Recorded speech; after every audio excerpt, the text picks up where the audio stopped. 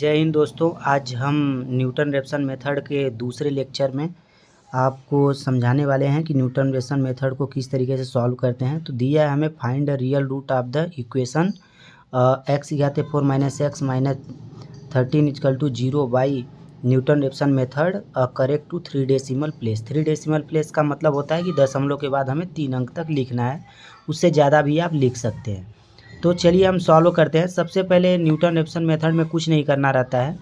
समझने की बात यह है कि जो हमें इक्वेशन दिया रहता है उसको लेट लेने के बाद एफ एक्स मान लिया जाता है। एफ एक्स मानने के बाद एक्स घाते 4 इतना हमने लिख दिया जो इक्वेशन दिया हुआ है। अब एक्स के जगह पर हम 0 रख के देखेंगे, 1 रख के देखेंगे, एक्स के जगह पे 2 रख के देखेंगे, एक्स के जगह पे 4 रख के देखेंगे। इसको हम कब तक रखते जाएंगे? जब तक हमारी एक संख्या माइनस में नहीं आ जाती, एक संख्या जब तक हमारी प्लस में नहीं आ जाती। तो 1 और 2 को रखने पे हमारी संख्या जो है वह माइनस में और प्लस में आ चुकी है, आप देख रहे हैं। तो इसको हम क्या करेंगे आगे, the root lie between 1 and 2, यानी कि 1 और 2 पर हमारा रूट क्या कर रहा है, लाई कर रहा है। तो हम एक्स जीरो का मान ज्ञात करेंगे। एक्स जीरो का मान ज्ञात करने के लिए होता है a प्लस वी बाई 2, यानी कि 1 और 2 पर रूट लाई कर रहा है, यानी कि 1 प्लस 2/2। इसको डिवाइड करने पे इतना आ जाएगा 1.5। ये हमारा एक्स जीरो का मान हो जाएगा। इस एक्स जीरो के मान को आप याद करके रखिएगा, ये आगे काम आएगा।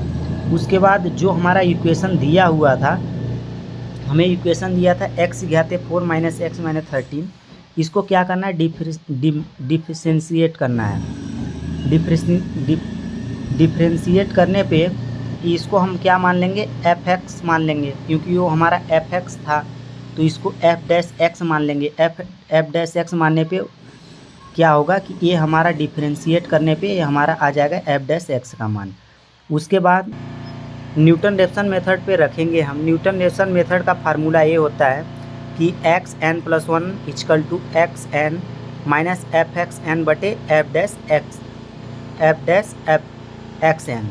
तो यहाँ पर n बराबर जब 0 रखेंगे फर्स्ट अप्रॉक्सीमेशन के लिए, तो क्या होगा कि ये हमारा x1 हो जाएगा और x0 minus F x zero बटे एफ डैश एक्स जीरो, यानी कि x0 का मान 1.5 आया था। आपने पहले देखा था 1 प्लस 2 जोड़ने पे 2 डिवाइड करने पे आया था 1.5, वो हमारा x0 का मान था। तो ये हमने लिख दिया। उसके बाद इसको रखेंगे उस फार्मूले पे जो हमारा इक्वेशन दिया हुआ है, उस इक्वेशन पे रखेंगे, यानी कि एक्स की घाते 4 माइनस आपका जो दिया हुआ एक्स माइनस 13 उस पे रखेंगे जब हम, तो क्या हो जाएगा 1.5 की घाते 4 माइनस 1.5 माइनस 13, यानी कि एक्स के जगह पे इस मान को हम रख देंगे जो आपका 1.5 आया है एक्स जीरो का मान, क्योंकि ये एक्स जीरो है, आप देख ही रहे हैं। बाकी जो इक्वेशन में दिया है उसको घात पे रखना है।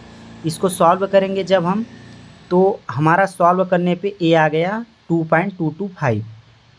अब आप देख रहे हैं कि x1 का मान जो है वो आ गया आपका 2.225।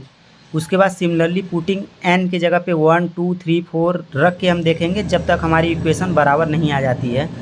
यहाँ पर अब हम x2 लेंगे तो ये x1 हो जाएगा, क्योंकि आपने x1 का मान ज्ञात किया है, ये आपके x1 का मान है।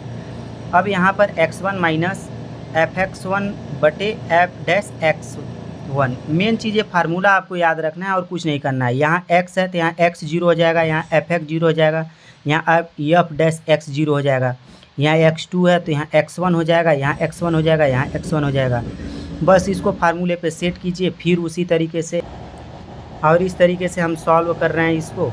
ये आ गया हमारा x2 का मान।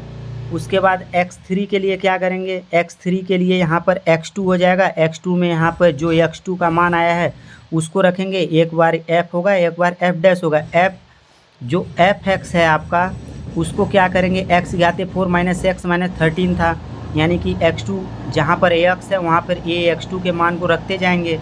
उसके बाद नीचे भी उसी तरीके से एफ डैश x2, यानी कि जो डिफ्रेंशिएट करने पे जो इक्वेशन आया था उसको रखेंगे हम। इस तरीके से इसको सॉल्व करेंगे। सॉल्व करने के बाद ए आपका x3 का मान आ गया। आप इसको कैलसी से बराबर सॉल्व करेंगे तो ज़्यादा अच्छा रहेगा।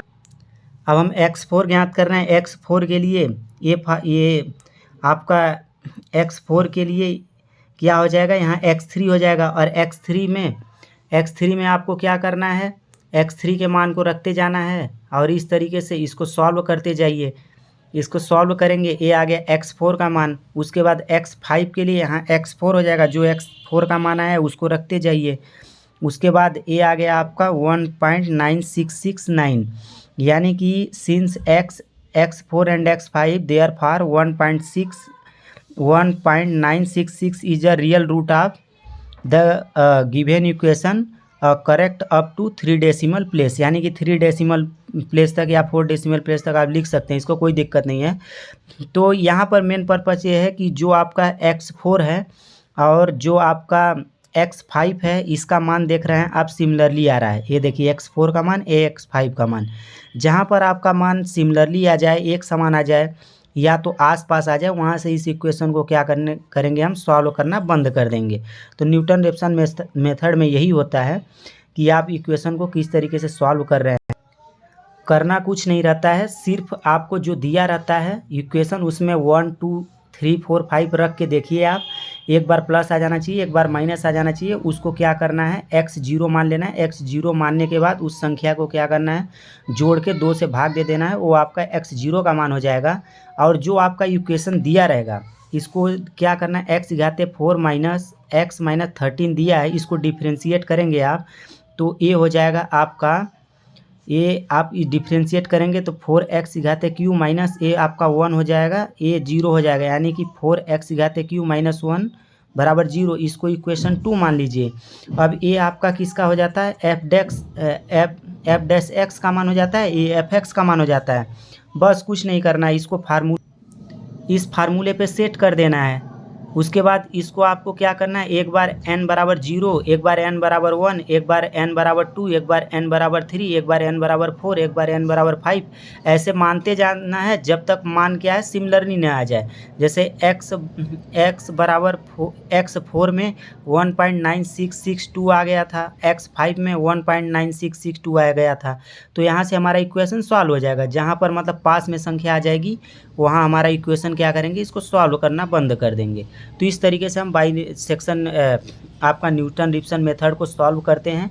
यदि आपको कोई डाउट हो तो हमें वीडियो में ज़रूर बताइएगा कमेंट करके, मैं इससे बेस्ट वीडियो बनाने की कोशिश करूँगा। तब तक के लिए जय हिंद, जय भारत।